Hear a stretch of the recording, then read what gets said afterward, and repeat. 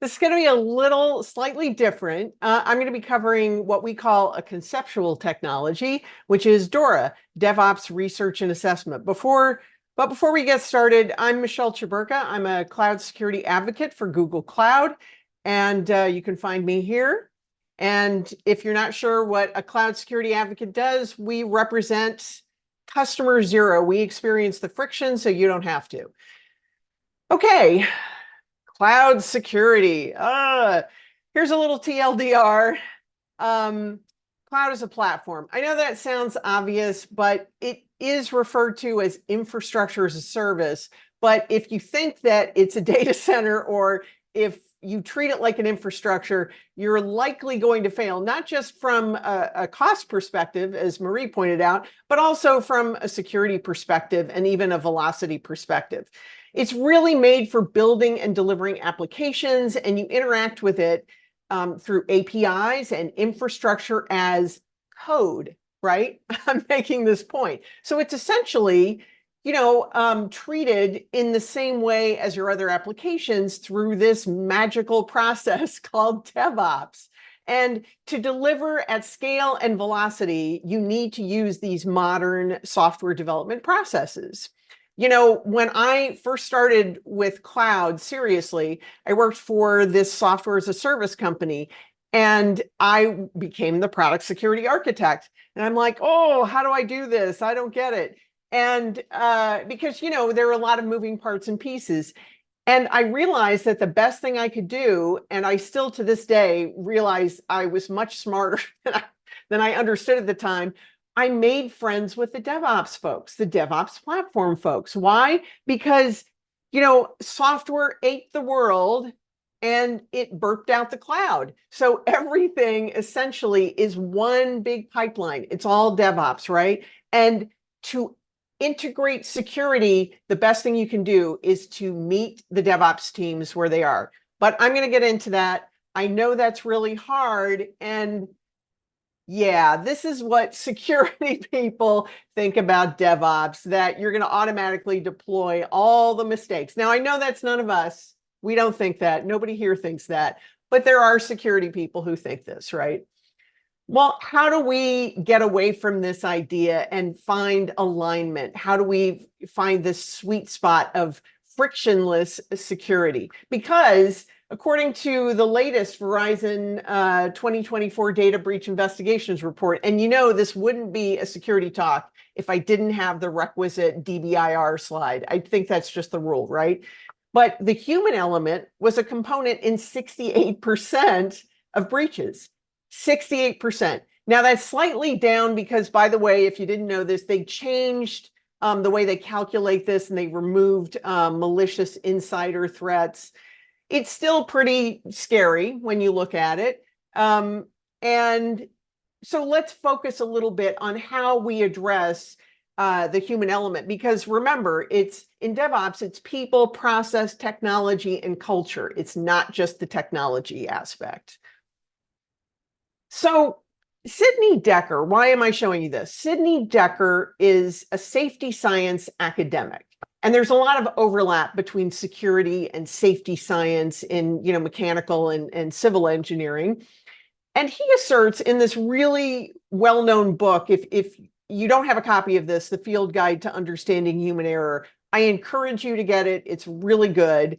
And he talks about that what we call human error is actually not the cause. It's the consequence, an effect, or a symptom of some deeper problem in your organization. And if you don't address that deeper problem, then you're going to continue to create those conditions. It's just going to happen over and over again, like a hamster running in a wheel. Because to me, for a long time, that's what my job felt like. And I don't think that's really productive in solving problems.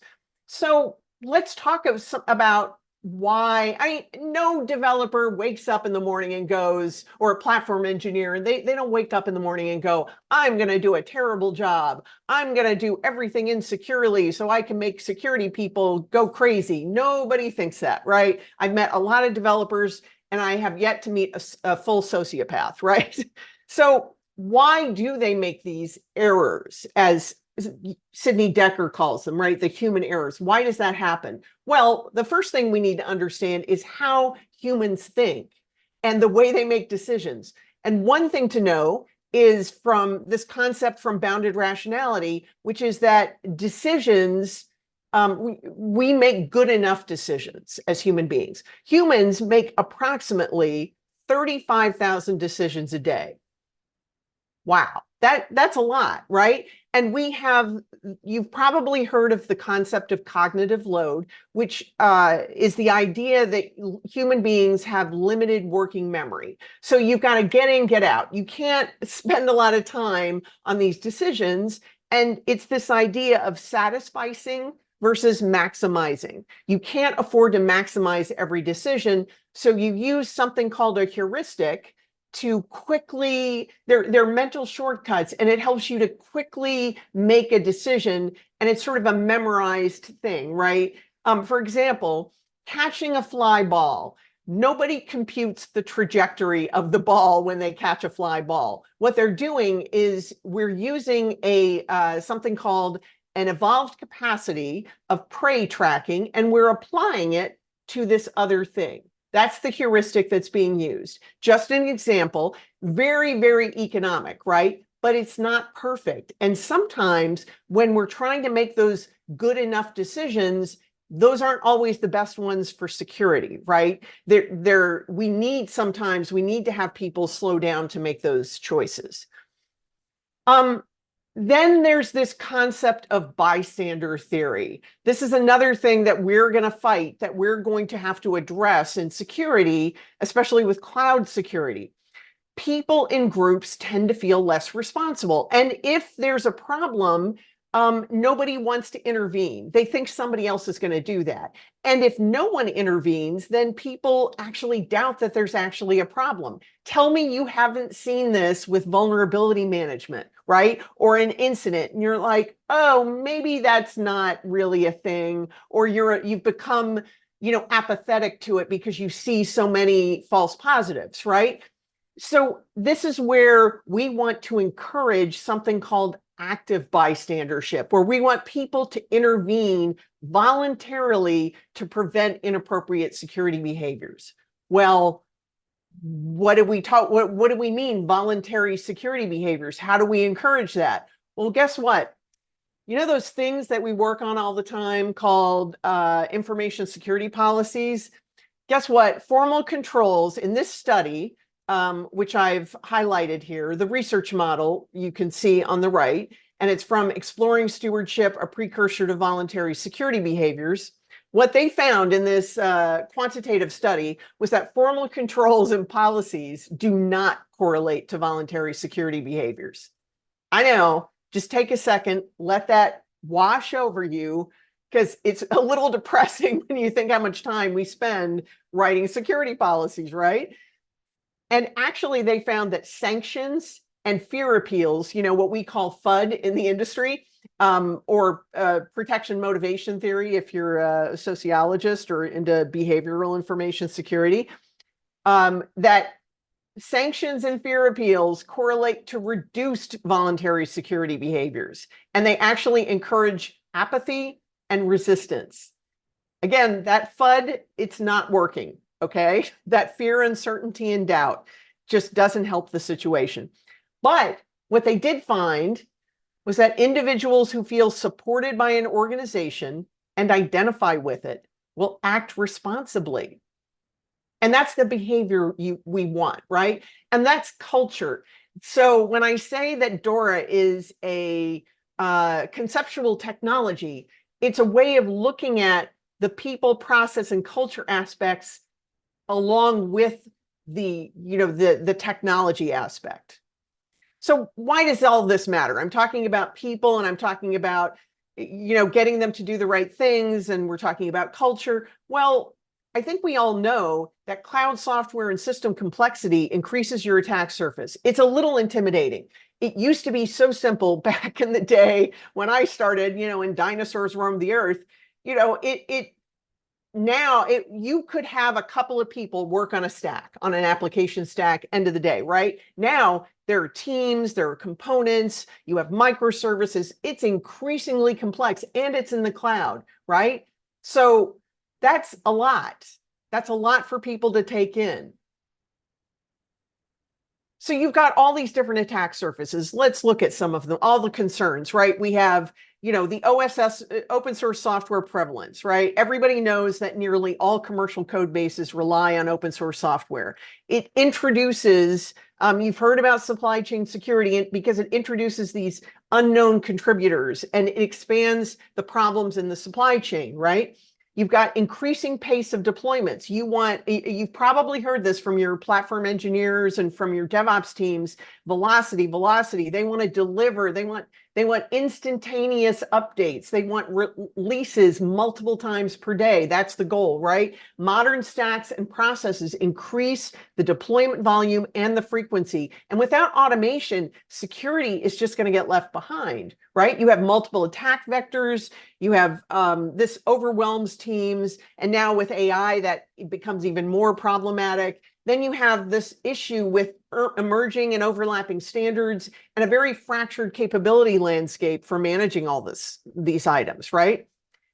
So I want to propose, I'm sure people have heard of Conway's Law. I'm going to propose Conway's security law, that your cloud security will mirror your org charts. I have seen this time and time and time again. And what happens, you probably recognize this diagram, right? Because it may look like an organization you've worked for or where you work now. It's not that anyone's bad, but it just sort of it's created this way because of the way security used to be. So you have the CISO over to the side, maybe they report to the CIO, maybe they don't. And they have their own, line of reporting with security engineering and cloud security.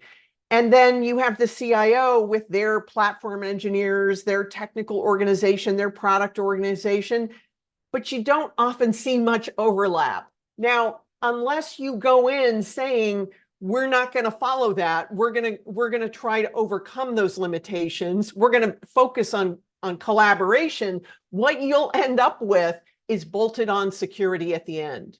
If you don't have your security engineering folks and your cloud security folks actively engaging and collaborating with the platform engineers and the developers, then you will get fractured security solutions. And that is not what we want. So you have to remember how I told you I intentionally made friends with the DevOps folks. I let them teach me. I had to meet them where they were. And that's really what you want.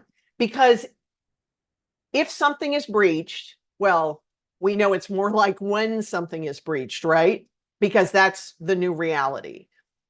How does your organization operate?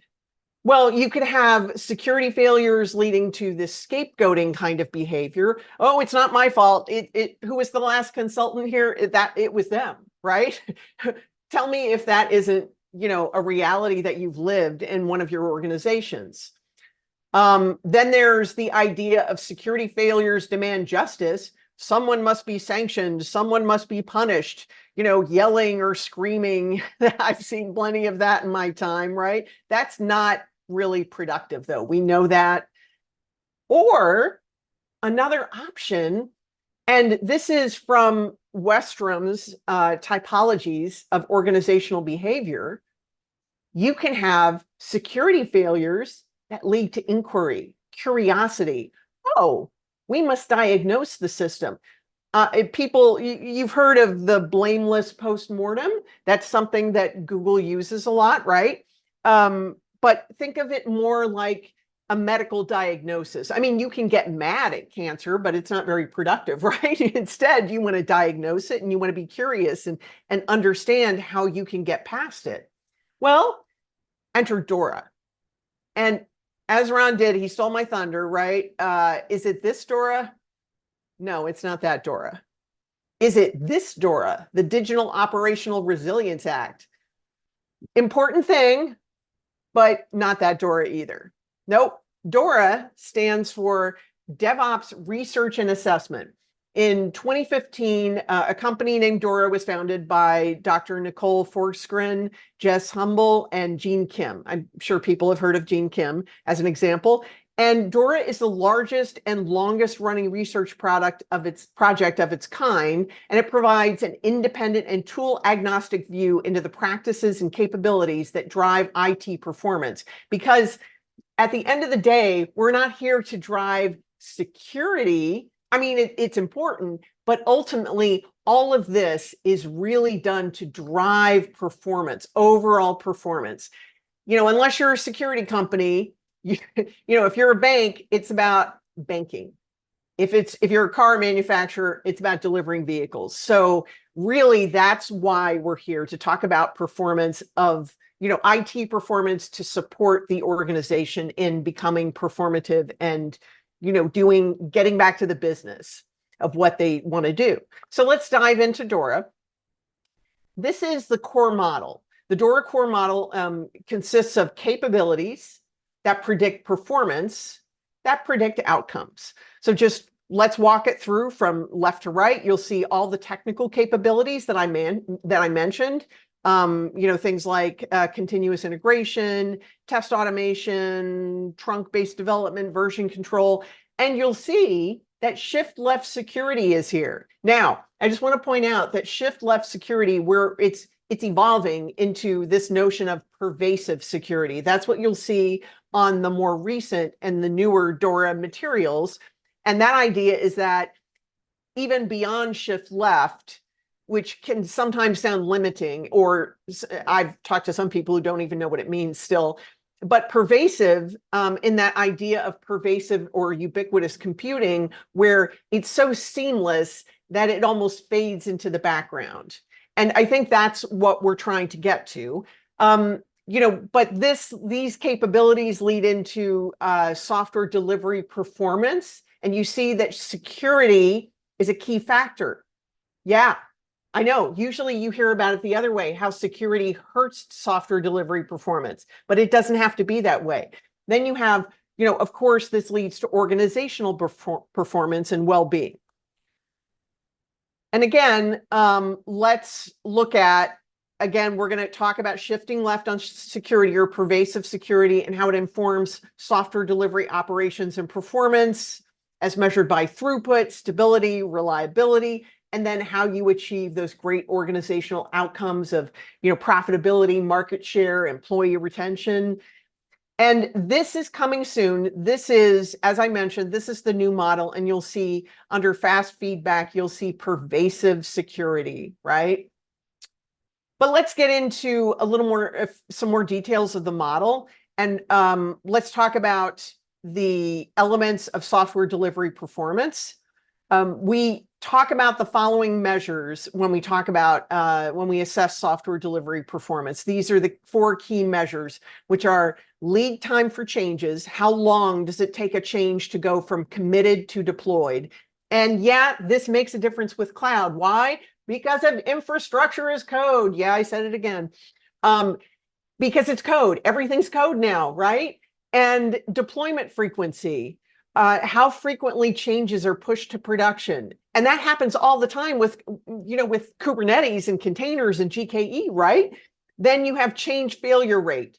How frequently a deployment introduces a failure that requires immediate intervention, and then failed deployment recovery time, how long it takes to recover from a failed deployment. These are the key criterions for how you're going to measure your effectiveness, your software delivery performance, right? Now, what I've done is I've retooled this a little bit through the lens of security, because not only does security need to measure itself in the same way we measure software teams with DORA, but we need to look at the way it informs the overarching SDLC, the software delivery lifecycle, but also our own performance as well. So instead of now look at lead time, but in terms of vulnerability remediation. How long does it take to go from identification to mitigation? Or security feature deployment frequency. Yes, I assert that security is a feature of your product and your platform because it should be integrated. It's not a non-functional requirement. I hate that term.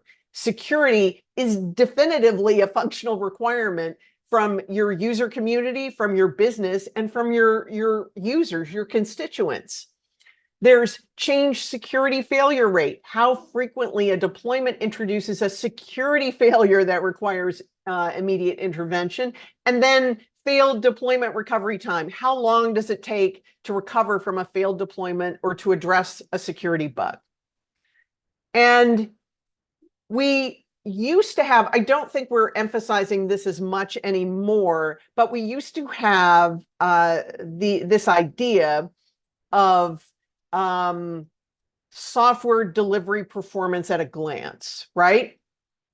And what you need to consider about this are these clusters. You'll see elite, high, medium, and low. Really don't think of it as you're being judged in terms of, I mean, yes, it's important to remember your maturity score, but it's not that you're bad, right? It's just where you are. I think that's the important takeaway. And, compare it to crawl, walk, run, leap, fly, right? And it's a journey. You need to think about it as a journey.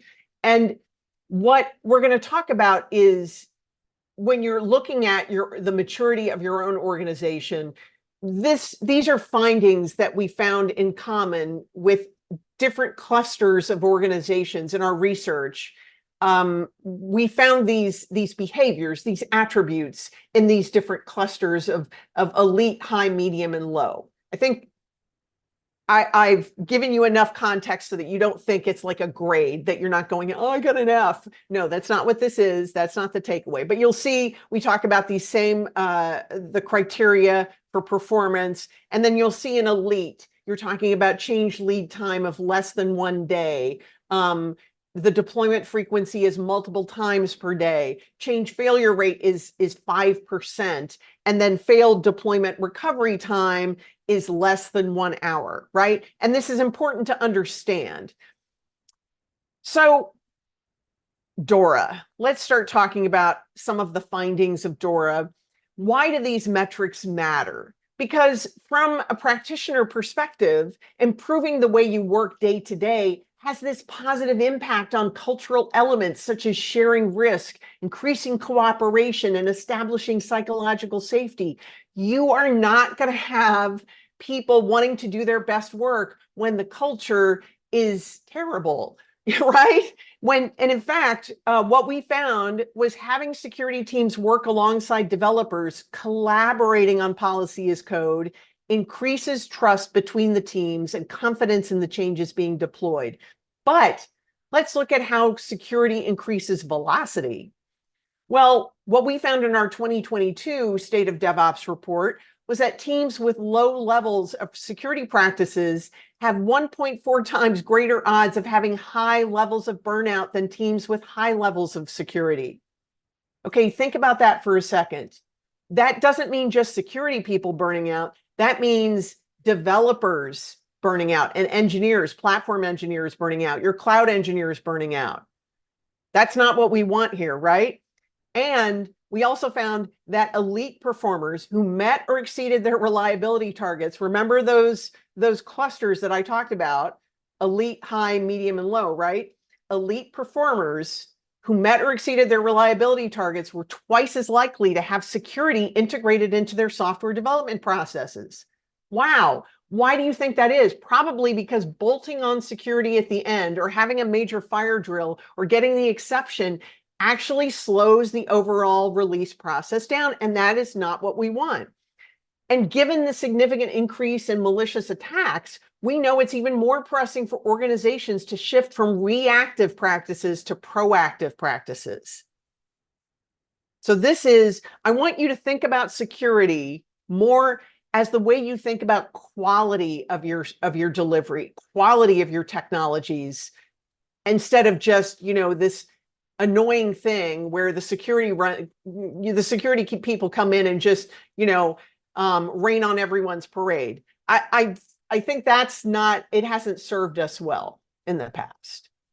So let's look at how elite performers treat security. Well, 58% test for security. They validate security requirements as part of the automated testing process.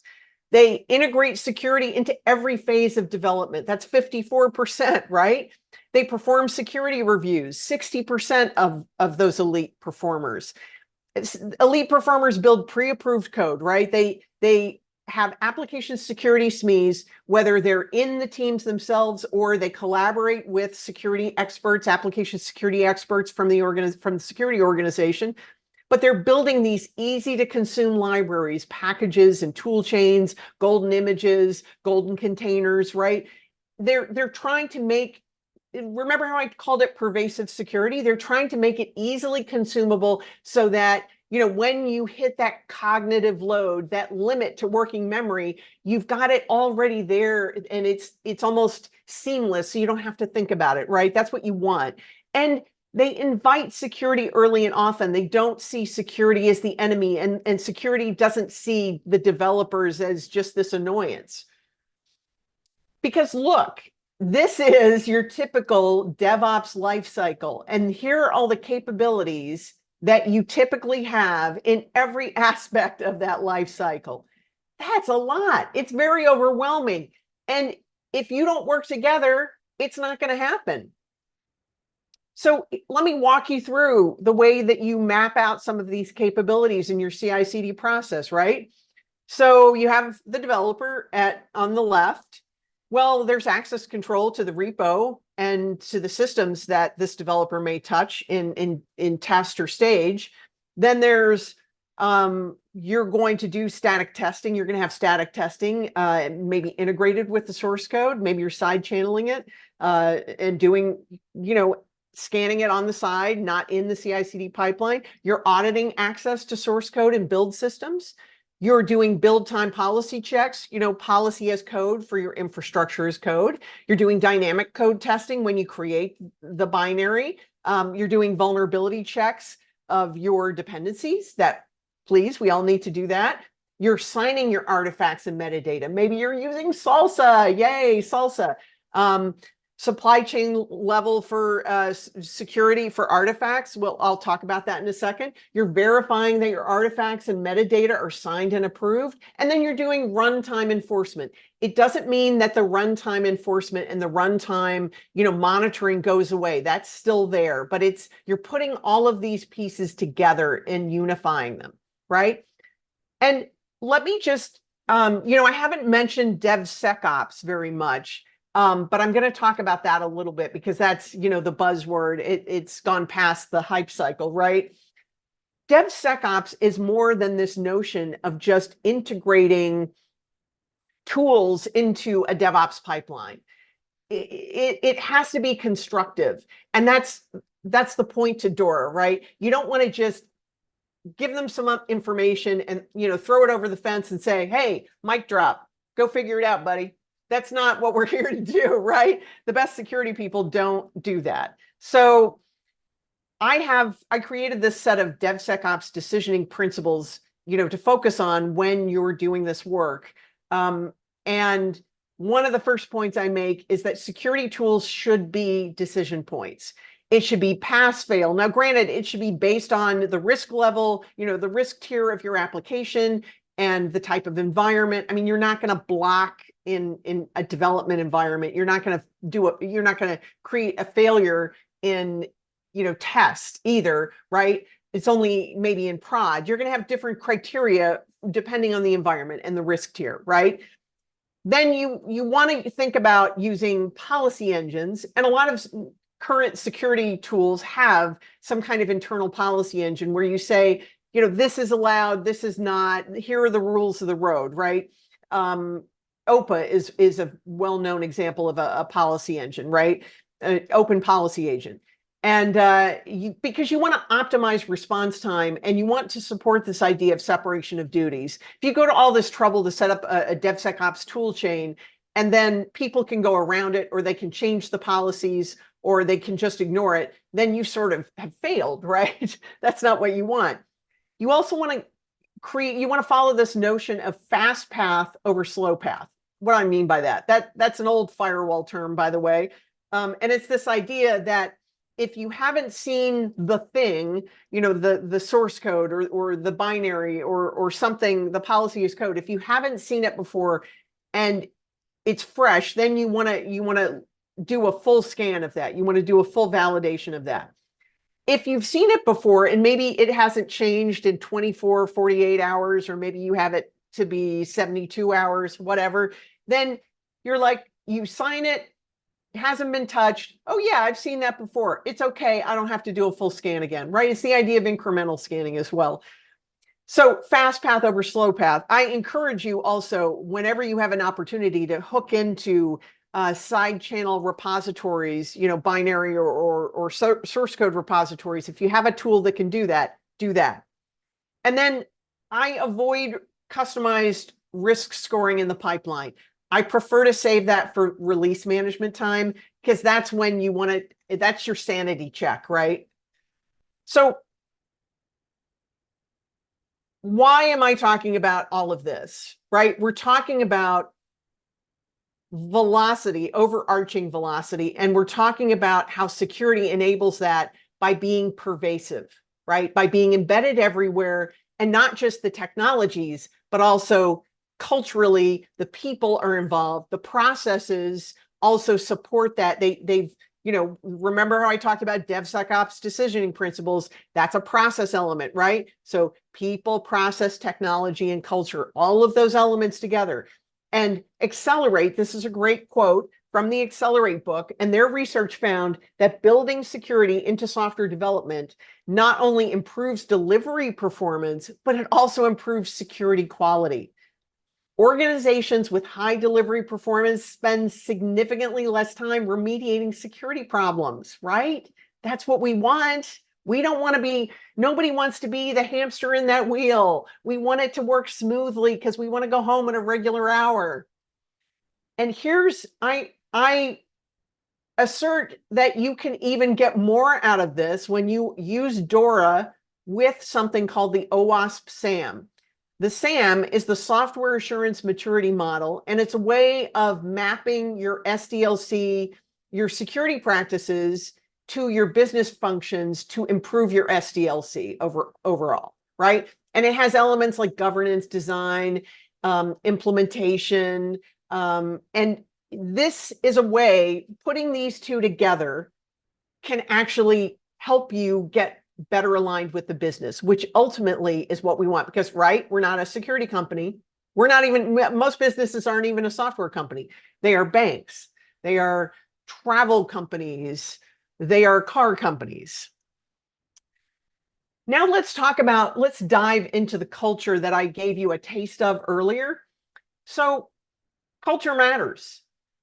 Ron Westrom, who worked in the safety industry, right? He's an academic and sociologist in the safety field. He talked about culture being defined as the organization's pattern of response to the problems and the opportunities it encounters. I thin slice this a little bit, and I like to say that, to me, the culture, an organization's culture is like its personality. So this is from one of our recent DORA surveys. At the top is a Likert scale. It goes from strongly agree to strongly disagree. And this is a culture question. This is directly from Ron Westrom, by the way. And it's about how information is processed in your organization, because this helps determine the kind of culture that you have, right? And I want you to think about these in your own organization. Whether or not, how information is it actively sought? Is it discouraged? How are messengers treated in the organization? How is collaboration? Is it collaboration embraced, or is it discouraged? And most importantly, how are failures treated in the organization? Are they treated as opportunities, or is it just an opportunity for punishment? And is innovation, are new ideas welcomed? And how he actually built this is, remember the example that I gave earlier? Well, he has three typologies: pathological, bureaucratic, and generative. And the as an example, the power-oriented or pathological typology. Okay, you may recognize some of this. I hope most of you don't have to live in this now, but it's low cooperation. You shoot the messenger. Nobody wants to take responsibility for anything. You don't want bridging or collaboration. Failures mean you're going to point the finger at somebody, and there's no innovation or novelty, right? And it's very, the leader focus is very, individual and personal, right? It's not about, everyone else's needs in the organization. You have the rule-oriented or bureaucratic typology, right? You might find this in banks or governments, and you see some cooperation. It's not really encouraged or discouraged. You have messengers are neglected. Bridging is vaguely tolerated, right? Failure still leads to justice and sanctioning and punishment, right? And novelty is still, they don't know what to do with that. It's there, but they don't know what to do with it. And it's more about departmental turf, right? But ideally, what we want and what Westrum talks about and what we see from DORA, the DORA research, is this generative culture. And it's performance-oriented. It's high cooperation, messengers trained, risks are shared. You want collaboration and cooperation, and failure is about inquiry and curiosity. And it's innovative, right? And the leader's focus is on the mission. You have servant leadership. That idea from Greenleaf about servant leadership, that the mission and the organization comes first. The people come first. And who wouldn't want to work in one of those places? Everybody does. But you know what? You don't have to believe Westrum. There's also, from the 60s, this guy, Goran Ekvall, came up with the climate for creativity and innovation. What does this look like? This looks like Ron Westrum's generative typology, right? Employees are motivated, happy, and work is meaningful. There's autonomy. Ideas are welcomed. People feel supported to take initiative. And the organization is dynamic and change-friendly. And there's an atmosphere of fun. All the voices are heard. And conflict management is a thing, not conflict avoidance, but they're actively resolving tension and conflict in the organization. And then, does the organization tolerate uncertainty or failure and support for innovation and novelty, right?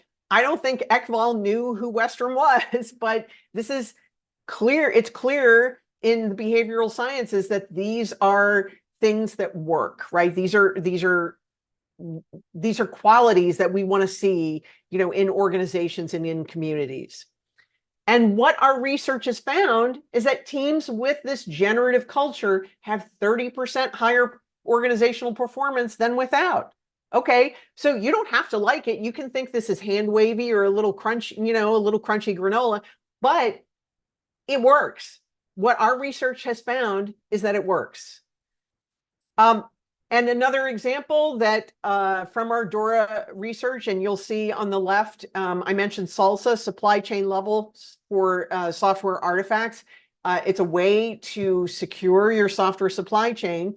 We found that organizations closest to the generative Westrum culture group were significantly more likely to say they had broadly established security practices as defined by the SALSA framework. If you're not familiar with the SALSA framework, it came out of Google's BCID initiative, and it's now it's with the Open Source Security Foundation, Open Source Security Software Foundation. I'm sorry, I'm terrible with acronyms, right? Wrong business to be in. But I encourage you to look it up. It's a really good model. It's very helpful to organizations. So remember, hey, Michelle. Yes. Just, I want to make sure we've got about 40 minutes or so. I just want to make sure we're finishing up here. Yes, we are. We are. Okay. So remember how I said that I actually had done this in previous jobs, that I found ways to align? Well, here's an example you can use.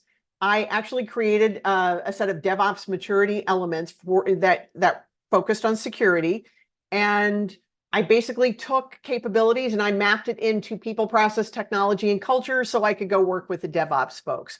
I won't read these, but you get an idea of how you can better create partnerships of meeting the DevOps folks where they are, because DevOps is the lingua franca of modern technology culture, right? And just to cover technology, what security controls we use, process, how we implement security technologies, people, who implements them, and the culture of why, establishing why security is critical. So what are some of the takeaways? Cloud is a platform run by, wait for it, people. You deploy infrastructure using modern software development processes. Everything's an application. Software ate the world, it burped out the cloud.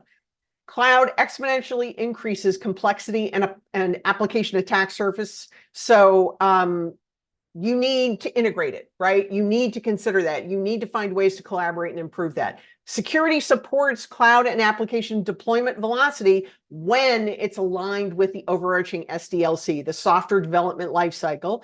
And guess what? You can measure your effectiveness with DORA. So go here, download our last report, or wait for it, the survey's open. We want you to take the survey, help shape the future. This is how we get that data. This is how we tell you what's important, by getting your information, by you taking this survey. You still have a chance. It's still open until June, I think. And you can't do this alone. If you want to share ideas, if you want to talk to people, then join the DORA community, because we want you to join us so that we can hear from you, so that we can make DORA better. Thank you for your time.